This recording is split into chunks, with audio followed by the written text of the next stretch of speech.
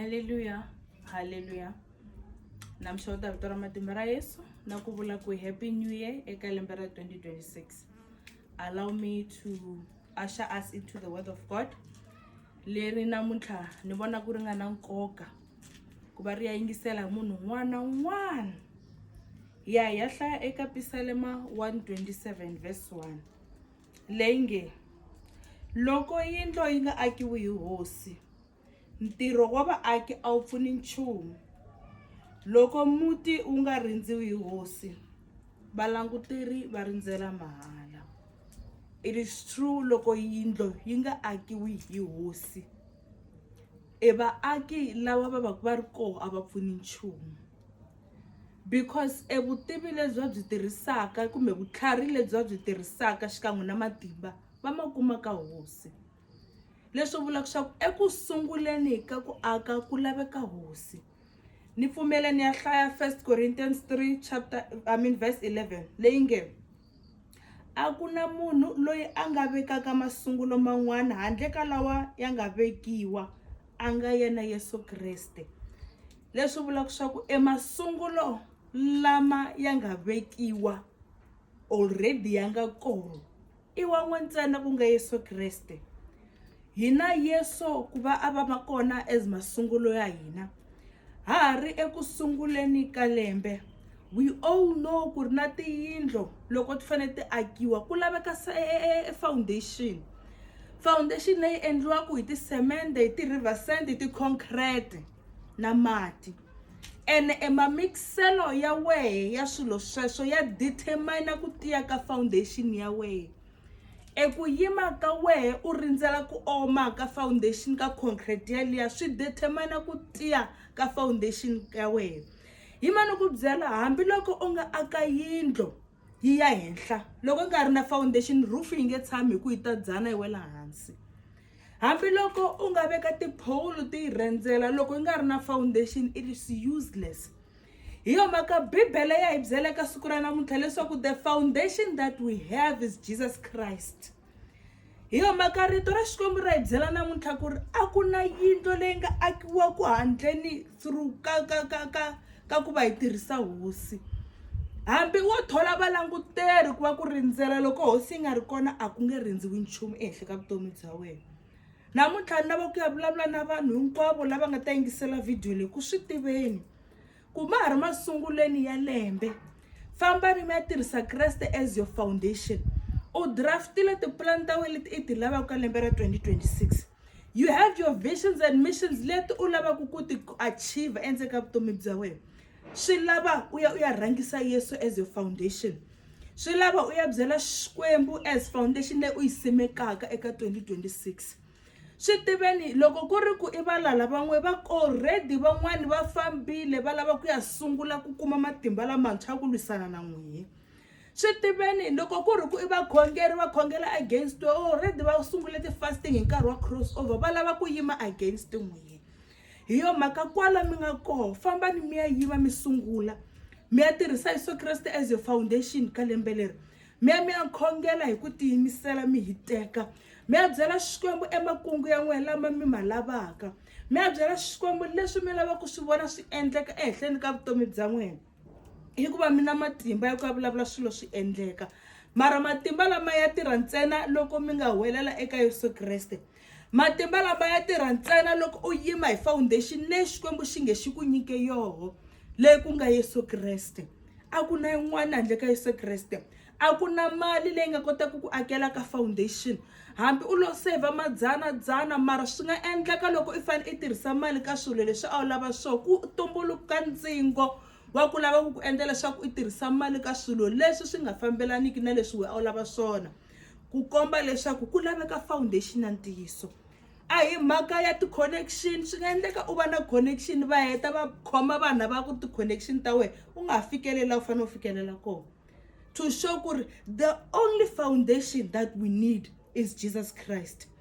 Ha sungula lembe a hi neni ya ri sungula kahle, a hi neni ya ri sungula hi xikhongelo, a hi neni ya ri simeka eka foundation ya hosi Yesu Kriste. Famba u ya vulavula na Xikwembu hi makungu ya wena. A swi nga pfuni nchumu ku u teka makungu ya wena u ma byela munhu. hi ku a wu n'wi tivi loyi a rhangaku mahlweni a lava ku tsemakanya tindlela ta wena. Sathana wa swi kota ku tirhisa vanhu lava u nga va tshemba kusuhana na wena ku va vanhu lava ku ti-destiny blocker ta wena. So eka nkarhi wa sweswi ku laveka va mhani va papa va buti na vasesi lava va nga ta yima va sungula foundation ya vutomi bya vo eka Yesu Kreste. Va ti byela ku ri eka hinkwaswo munhu loyi a nga ni kotisaka ku tsemakanya tintshava i Yesu Kreste. Loko hi ri karhi hi crosser over hi 12 AM a va ri kona vanhu lava karhi va khongelela lembe loko ra ha sungula. Van'wani va lo cross over hi ku tsaka va vheta va sungula ku bulisa ti-cricket na ti-activity tin'wana leti endliwaka va rivala ku ya sungula na Kreste. But you still have a chance ka ha ri January ya ku fana na leyi ya ku u nga u ya tivisa Xikwembu makungu ya wena. Rito ra Xikwembu andlala makungu ya wena ma andlelela Xikwembu. Xikwembu xi ta ku twa xi ta ku twela vusiwana. U nga pfumeli ku sungula lembe hi ku valavala va ri i January se ni to vheta ni wara hi ku a ni na xixevo.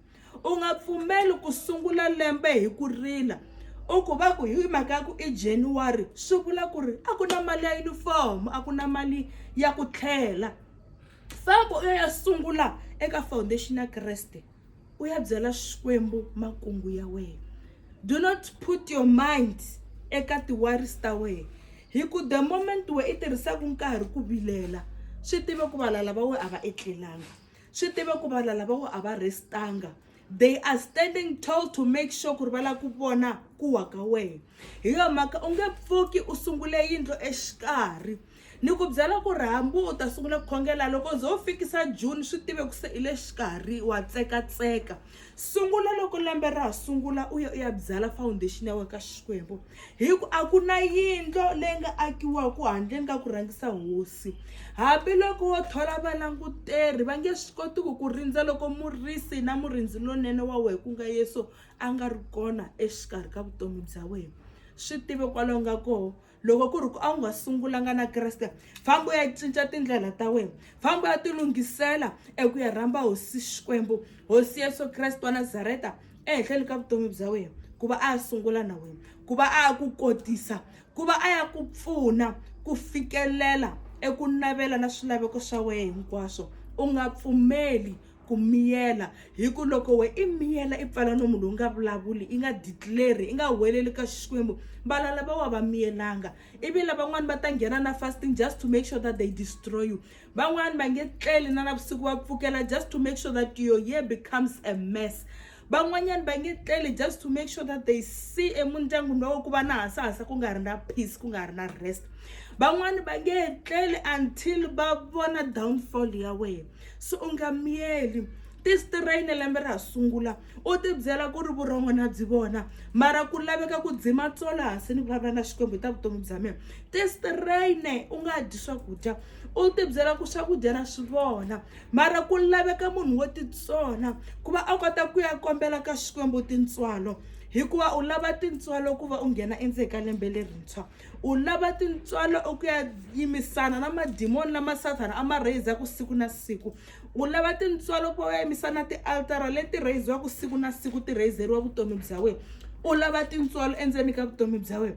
Nothing more but the grace of God. Famba u ya titsongahata u ya byala foundation ti byela ku foundation ya wena i Yesu Kreste. Hi ku rito ri vurile eka Corinthians ku ri a ku na yin'wana foundation handleni ka Yesu Kreste. Ri vurile ka Pisalema leswaku loko u nga sunguli na hosi yindlu ya wena a hi yindlo hambi wo thola vaaki hi ku evutlhari va tirhisa lebyi va nyikiwaku hi Xikwembu ntsena. Matimba va tirhisa lama va nyikiwaku hi Xikwembu ntsena. Hina a hi na matimba wo va vanhu na misaveni. Loyi a nga khoma matimba i Xikwembu. Loyi a nga khoma vumundzuku bya wena i Xikwembu. Loyi a nga na xilotlelo xa ku pfula swa vutomi bya wena i Xikwembu ntsena. Famba u ya titsongahata u huwelela eka Xikwembu. Xikwembu xi ta ku yingisa. Famba ya sungula na Xikwembu u ta vona Xikwembu xi ta endla leswaku lembe ra wena ri vevuka hi ku Xikwembu xi ri joko ra xona ra vevuka. Famba ya pfumelela Xikwembu ku va xi take over u ta swi vona ku ri hinkwaswo leswi u hundzaka le ka swona a hi nchumu compared to the power of God and the grace of God that never fails. The Bible says His grace is sufficient. Hi yo mhaka a hi fambi hi ya pfumela tintswalo leti hi tirhela hikuva hi sungula a good foundation na Yesu. Be blessed and amen and amen.